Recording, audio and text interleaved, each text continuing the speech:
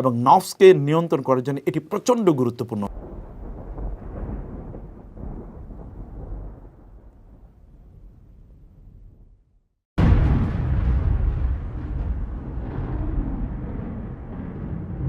আসসালামু আলাইকুম রহমতুল্লাহি ওয়া বারাকাতুহু। অনেকে প্রশ্ন করেন নফসকে নিয়ন্ত্রণে রাখার কি কি কৌশল রয়েছে। আলহামদুলিল্লাহ ওয়াসসালাতু ওয়াসসালামু আলা রাসূলিল্লাহ ওয়া আলা আলিহি ওয়া সাহবিহি ওয়া মান ওয়ালা, আম্মা বাদ। সত্যিকার অর্থে নফস আমাদের জন্য প্রচণ্ড ধ্বংসাত্মক। মহান আল্লাহ সুবহানাহু ওয়া তাআলা কোরআনে ঘোষণা করেছেন, ফালা ইয়াসুদ্দান্নাকা আনহা মান লা ইউমিনু বিহা ওয়াত্তাবা হাওয়াহু ফাতারদা।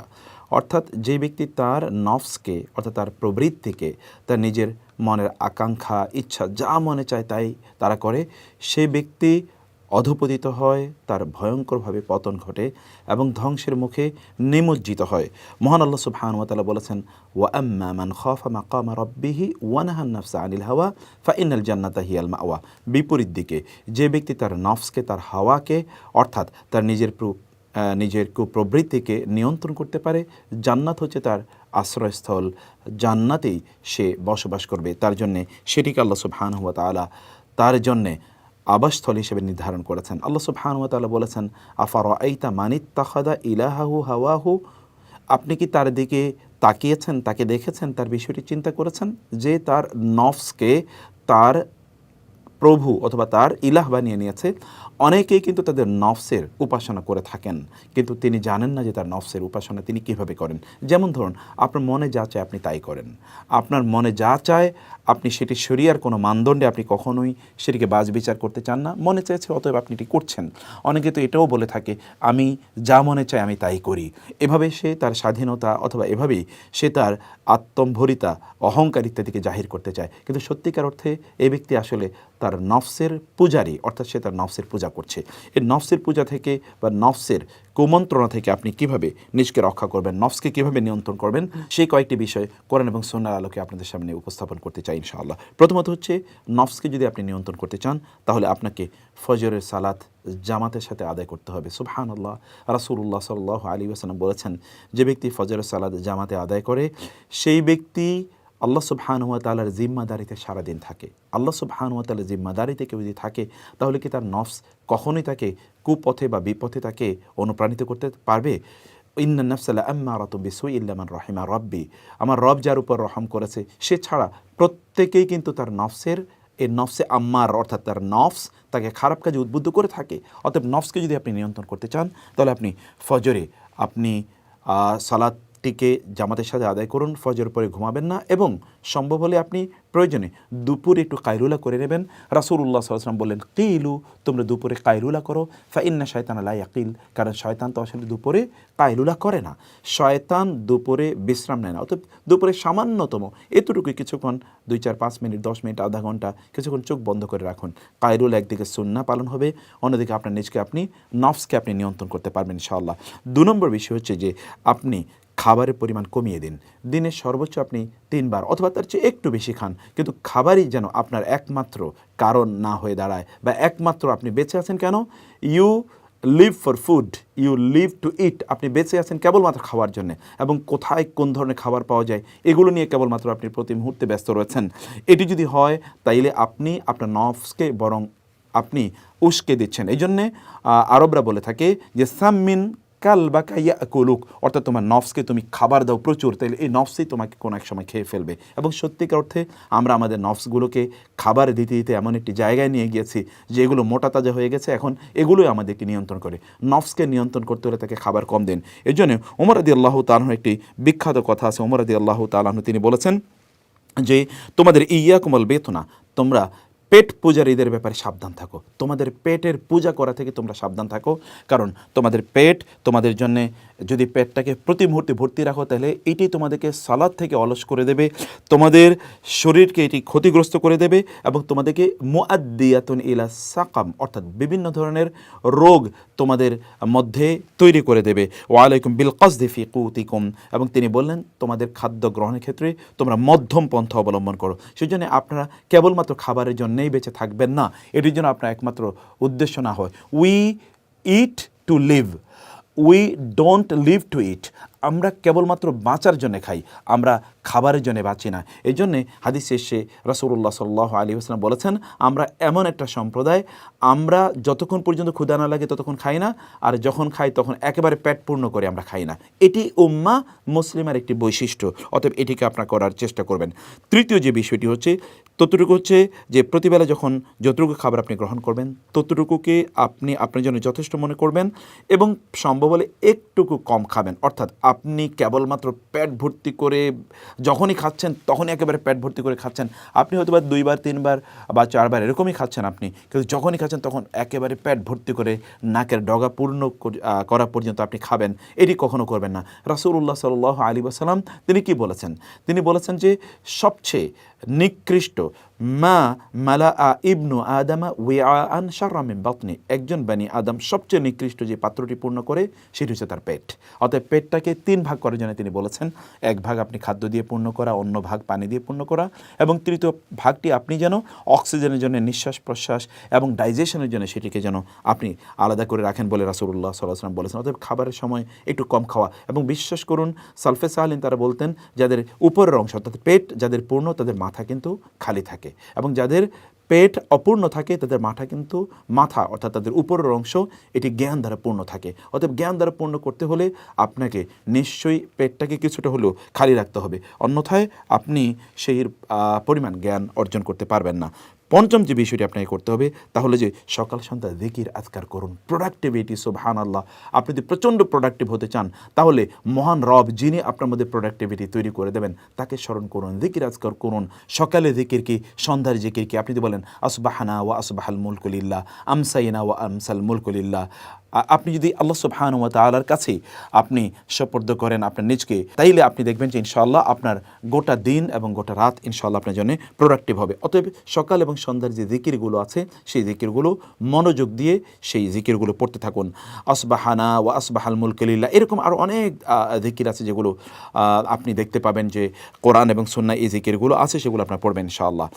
ইশরাকের সালাত আদায়ের অভ্যাস করার জন্য আপনাদেরকে বলবো, ইশরাকের সালাত অথবা সালাতুদ দুহা রাসূলুল্লাহ সাল্লাল্লাহু আলাইহি ওয়াসাল্লাম তিনি বলেছেন কেউ যদি ইশরাকের সালাত আদায় করে তাইলে, অর্থাৎ যেটি ফজরের পর সূর্য ওঠার প্রায় 13-15 বা 18-20 মিনিট 25 মিনিট পর আপনি পড়েন, তাইলে আপনার অতীতের সকল গুনাহ মাফ হয়ে যাবে। এবং আরেকটি হাদিস আছে যে হাদিসে কেউ কেউ কিছু দুর্বলতার কথা বললেও বিভিন্ন আপনার পদ্ধতির কারণে সেই হাদিসটি সহিহ মানদণ্ডে উত্তীর্ণ হয়। তা হচ্ছে যে রাসূলুল্লাহ সাল্লাল্লাহু আলাইহি ওয়াসাল্লাম কেউ বলেছেন কেউ যদি সলাতুল ইশরাক আদায় করে তাহলে সে একটা পরিপূর্ণ হজ এবং পরিপূর্ণ উমরা সওয়াব পাবে। সুবহানাল্লাহ, এর কি প্রোডাক্টিভিটি আপনি চিন্তা করে দেখুন তো। এবং আপনি সকালে ফজর নামাজ আদায় করার পর আপনার স্থানে আপনি বসে থাকলেন, যিকির আজকার করলেন, তারপর আপনি ইশরাকে সালাত আদায় করে উঠলেন, আল্লাহ সুবহানাহু ওয়া তাআলা আপনার প্রোডাক্টিভিটি এই লেভেলের বাড়িয়ে দেবে যে আপনার নফস কোনো অবস্থায় আপনাকে আল্লাহ থেকে বিরত রাখতে পারবে না, আল্লাহ থেকে দূরে সরিয়ে নিয়ে যেতে পারবে না। আপনি প্রতিদিন কোরআন তেলাওয়াতের অভ্যাস করুন। সুবহানাল্লাহ, কোরআন তো এসেছেই মহান আল্লাহ সুবহানাহু ওয়া তাআলার পক্ষ থেকে মানুষকে জীবন প্রদান করার জন্য। আল্লাহ সুবহানাহু ওয়া তাআলা কোরআনের ব্যাপারে বলেছেন যে এটি তোমাদেরকে আসলে হায়াত প্রদান করে, মানে প্রকৃত জীবন এটি তোমাদেরকে প্রদান করে। এবং প্রকৃত জীবন সেটি লিতুনযিরা মান কানা হাইয়্যান ওয়া ইয়াহিক্কাল কাওলু আলাল কাফিরিন ইন্না ফি যালিকা লাযিকরা লিমান কানা লাহু কলবুন আও আলকাস সামা ওয়া হুয়া শাহিদ। অতএব যে ব্যক্তির কলব আছে তার জন্য এখানে শিক্ষার উপকরণ রয়েছে। সেই ব্যক্তি তার নফসকে নিয়ন্ত্রণ করতে পারবে যেই ব্যক্তি এই কোরআনকে তেলাওয়াত করে। আল্লাহ সুবহানাহু ওয়া তাআলা বলেছেন এটি লিতুখরিজান নাস মিনাজ যুলুমাতি ইলান নূরি বিইذনি রাব্বি, যেন আপনাকে আল্লাহ সুবহানাহু ওয়া তাআলা কোরআন পাঠিয়েছেন যেন আপনাকে অন্ধকার থেকে আলোর পথে নিয়ে আসতে পারে। অতএব অন্ধকারের পথটি এটি হচ্ছে নফস আম্মারা এর পথ, আর যদি আপনি আলোর পথে আসতে চান তাহলে কোরআন আপনাকে আলোর পথে নিয়ে আসবে, যেটি নফস মুতমাইন্না এর পথ। এটি আপনাকে করতে হবে। ঘুমের পরিমাণ কমিয়ে দিতে হবে। সালফে সালিন তারা বলতেন 3টি জিনিস আমাদের শরীরের জন্য প্রচণ্ড ক্ষতিকর, তোর মধ্যে একটি হচ্ছে কাসরাতুন নাউম, 2 নম্বর বিষয় হচ্ছে কাসরাতু আল আকাল, অর্থাৎ প্রচুর পরিমাণ ঘুমানো, প্রচুর পরিমাণে খাদ্য গ্রহণ করা, এগুলো কিন্তু আমাদের শরীরের জন্য প্রচণ্ড ক্ষতিকর। এবং তৃতীয় হচ্ছে কাসরাতুল কালাম, অনেক বেশি অপ্রয়োজনীয় কথাবার্তা বলা। এগুলো থেকে আপনার নিজকে আপনার দূরে রাখুন, তাইলে আপনার নফস কে আপনি ইনশাআল্লাহ নিয়ন্ত্রণ করতে পারবেন। সেই জন্য আপনার কাজ হচ্ছে ঘুমের পরিমাণ কমিয়ে নিয়ে আসা। ঘুম যতটুকু আপনার প্রয়োজন ততটুকু আপনি করবেন, কিন্তু অনেক বেশি ঘুম আপনাকে অলস করে দেবে, আল্লাহ সুবহানাহু ওয়া তাআলা সম্পর্কে আপনাকে বেখবর করে দেবে এবং এর মাধ্যমে আপনি নফসের পূজারিতে পরিণত হয়ে যাবেন। অতঃপর আপনাকে যে কাজটি করা দরকার তা হলো যে ফজরের পর আপনি আপনার শরীরের জন্য কিছুটা যত্ন নিন, শরীরে একটু ব্যায়াম করুন। সেটি বিভিন্ন সময়, বিশেষ করে ফজরের পরের এটি অত্যন্ত গুরুত্বপূর্ণ একটি সময়, কারণ রাসূলুল্লাহ সাল্লাল্লাহু আলাইহি ওয়াসাল্লাম তিনি আব্দুল্লাহ ইবনে আমর ইবনে আসকে লক্ষ্য করে বলেছেন, ফা ইন্না লি জাসাদিকা আলাইকা হক, ইন্না লি জাসাদিকা আলাইকা হাক্কুন, তোমার শরীর এর হক আছে তোমার উপর, অতএব তোমার শরীরকে ফাআতি কুল্লাযী হাক্কিন হাক্কাহু, প্রত্যেকে তার হক আদায় করে দাও। এটি আপনার করবেন যতদূর সম্ভব, কারণ আল মুমিনুল কওয়িয়্যু খায়রুন ওয়া আহাব্বু ইলাল্লাহ মিনাল মুমিনিদ দাঈফ ওয়া ফি কুল্লিন খায়র। রাসূলুল্লাহ সাল্লাল্লাহু আলাইহি ওয়াসাল্লাম বলেন, শারীরিকভাবে একজন শক্তিশালী এক ঈমানদার শারীরিকভাবে দুর্বল ঈমানদারের চেয়ে আল্লাহর কাছে অনেক অনেক বেশি প্রিয় এবং অনেক বেশি কল্যাণকর, যদিও উভয়ের মধ্যে কল্যাণ রয়েছে। অতএব ওয়ালা তা'জাজ ওয়াস্তাঈন বিল্লাহি ওয়ালা তা'জাজ, আল্লাহর কাছে চাও, আল্লাহর কাছে ধর্ণা ধরো, তুমি অক্ষম হইও না। শরীরে তোমার অবস্থা যাই হোক না কেন, শরীরকে সুন্দর রাখার জন্যে, নিয়ন্ত্রণে রাখার জন্যে আপনাকে কসরত করা দরকার। এতে আপনি যখন শারীরিকভাবে সক্ষম থাকবেন তখন শয়তান বা নফস আপনাকে ধোঁকা দিতে পারবে না। দৃষ্টিকে অবনত রাখুন। সুবহানাল্লাহ, চোখের মাধ্যমে কিন্তু শয়তান আমাদের অন্তরে ঢুকে যায় এবং আমাদেরকে ধোঁকা দিতে থাকে। এই জন্য আল্লাহ সুবহানাহু ওয়া তাআলা আমাদেরকে নির্দেশ প্রদান করেছেন, কুল্লিল মুমিনিনা ইয়াগুদ্দু মিন আবসারিহিম ওয়া ইয়াহফাযু ফুরুজাহুম। আপনার চক্ষুকে যদি আপনি নিয়ন্ত্রণ করতে পারেন তাহলে আপনার লজ্জাস্থানকে আপনি নিয়ন্ত্রণ করতে পারবেন, ইজ্জত আবরুকে নিয়ন্ত্রণ করতে পারবেন এবং এর মাধ্যমে শয়তান আপনার মধ্যে ঢুকবে না, আপনার নফস আপনাকে ধোঁকায় ফেলবে না। রাসূলুল্লাহ সাল্লাল্লাহু আলাইহি ওয়াসাল্লাম বলেছেন, এর নজর, এটা হচ্ছে সাহমুম মিন সিহামি ইবলিস আল মাসমুম, ইবলিসের বিষ মাখানো তীরের একটি তীর হলো আমাদের দৃষ্টি, এবং এর মাধ্যমে কিন্তু আমাদের অন্তর বিষাক্ত হয়ে যায়। দৃষ্টিকে নিয়ন্ত্রণ করুন। সোশ্যাল মিডিয়াতে খারাপ জিনিস দেখা, ইউটিউবে খারাপ জিনিস দেখা, টেলিভিশনে খারাপ জিনিস দেখা, অথবা পত্রপত্রিকায় দেখা, বিভিন্ন ধরনের ম্যাগাজিন ইত্যাদির মধ্যে দেখা, অথবা ধরুন বইপত্রের মধ্যে দেখা। আর এছাড়াও তো রাস্তায় নামলে তা তো দেখা যায়ই, আপনার কলিগ আছে চারিদিকে, আপনি তার সাথে চুটিয়ে আড্ডা দিয়ে বেড়ালেন, এর মধ্যে কিন্তু আপনি নফসের গোলামে বা কৃতদাসে নিজকে পরিণত করলেন। নফসকে নিয়ন্ত্রণ করতে হলে আল্লাহ সুবহানাহু ওয়া তাআলা বলেছেন, যালিকা আজকা লাহুম, আজকা লাহুম, এটি তোমাদের জন্য অতি অধিকতর পুত পবিত্রতর, তোমাদের তাকে পবিত্র করবে। কারণ আত্মাকে পবিত্র করলেই একজন ব্যক্তি কেবলমাত্র একজন ব্যক্তি সফল হতে পারে। সেটি আপনাকে করতে হবে এবং সোশ্যাল মিডিয়া থেকে আপনার নিজকে সময় বাঁচিয়ে আপনাকে অন্যদিকে আল্লাহর ইবাদতে, কোরআন তেলাওয়াতে এবং তাসবিহ তাহলিলে, অন্য জায়গায় আপনাকে আরও প্রোডাক্টিভ জায়গায় আপনাকে সময় ব্যয় করতে হবে। যদি আপনি এখান থেকে সময় কার্টেল করে আপনি ভালো কাজে ব্যয় করতে পারেন তাহলে আপনার নফস আপনাকে আর ধোকায় ফেলতে পারবেন এবং আপনি নফসের পূজারিতে পরিণত হবেন না। প্রতিদিন কোরআনের কিছু অংশ হিফজ করুন, যতটুকু হোক না কেন, এক আয়াত করে হোক। এভরিডে যদি আপনি এক আয়াত করে পড়ুন তাহলে আপনি দেখবেন যে বছর শেষে আপনি সূরা বাকারা এবং আলে ইমরানের মতো বিশাল সূরা আপনার মুখস্থ হয়ে গেছে। অতএব প্রতিদিন একটি করে আয়াত পড়ুন, বারবার পড়ুন, হাঁটতে পড়ুন, যখন গাড়িতে থাকবেন তখন পড়ুন, অফিসে যখন একটু সময় পাবেন, আপনি যখন একটু বিশ্রাম নেবেন, ঘুমাতে যাবেন, ঘুমের থেকে উঠে বিভিন্ন সময় আপনি আপনার ফ্রি টাইমগুলোতে কোরআন মুখস্থ করুন। চিন্তা করে দেখুন, কিয়ামতের দিন এই কোরআন আপনাকে সুপারিশ করে জান্নাতে নিয়ে যাবে।